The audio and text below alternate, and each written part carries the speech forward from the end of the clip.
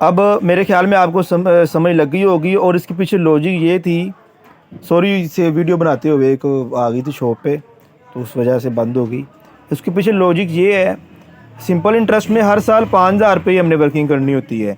Compound interest में हर साल 5,000 रुपये नहीं कर सकते, सिर्फ पहले साल कर सकते हैं। ये देखिए, सिर्फ पहले साल 5,000 रुपये करेंगे, उसका जो आंसर आएगा 500, वो दूसरे साल में कंपाउंड हो जाएगा। जैसे फर्स्ट ईयर में मैंने सिंपल इंटरेस्ट के फार्मूले से 500 निकाला, ये वैल्यूज पुट करके। अब ये सेकंड ईयर में, सेकंड ईयर का मतलब होगा end of second year, principal amount 5,000 की बजाय 5,000 प्लस पहले साल का इंटरेस्ट कंपाउंड कर देना है, एक्यूमुलेट कर देना है।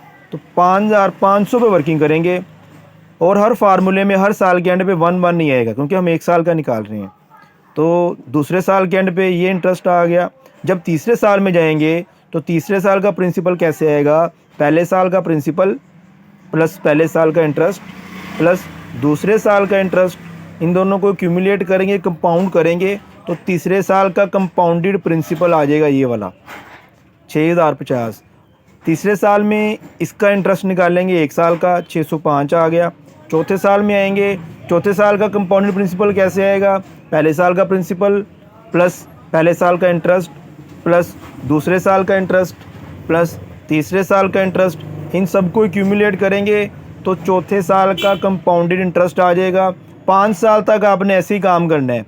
तो 5 साल के एंड पे पहले साल का प्रिंसिपल 500, 550 दूसरे साल का, 605 तीसरे साल का, 665.5 चौथे साल का, और पाँचवें साल का आ गया 732.05। अगर मैं इन सबको जमा करूं सिर्फ इंटरेस्ट को, तो कंपाउंड इंटरेस्ट बन रहा है 3,052.55, यानी कि 500 ये वाला और ये वाला अगर जमा करूं तो ये इंटरेस्ट आ रहा है।